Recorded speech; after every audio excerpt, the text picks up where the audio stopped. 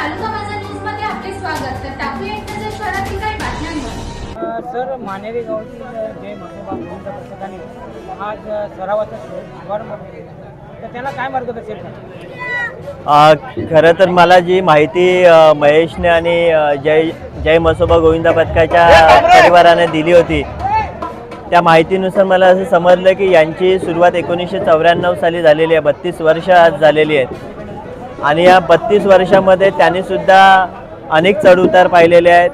5 थराचे 6 थर, 6 थराचे 7 थर आणि मागील वर्षी त्यांनी 8 थराचं सुद्धा स्वप्नपूर्ती पूर्ण केलेली आहे।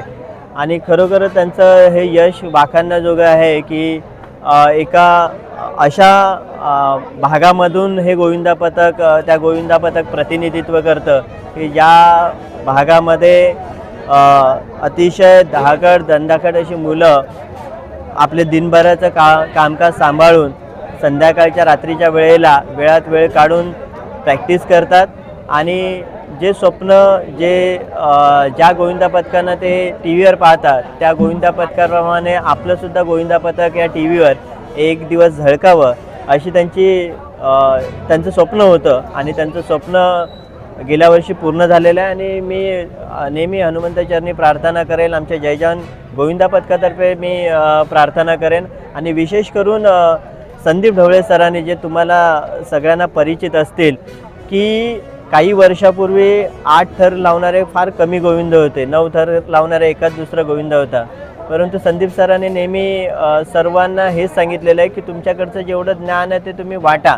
आणि त्यांनी ते सरळ हस्ते वाटलं। जोगेश्वरीमध्ये महेश आलेला त्यावेळेला त्यांनी पाहिलं होतं की त्या जोगेश्वरीमध्ये जवळपास 8, 9, 10 थराचे सगळे गोविंद तयार आहे। त्याचं सगळं श्रेय हे संदीप ढवळे सरांना जातं।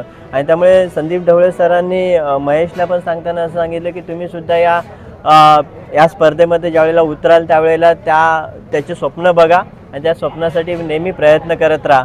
आणि देवाच्या कृपेने मला असं वाटतं की या 1-2 वर्षामध्ये हे 9 थराचं स्वप्नसुद्धा जय म्हसोबा गोविंदा पथकाचं पूर्ण होईल अशी मला आशा वाटते।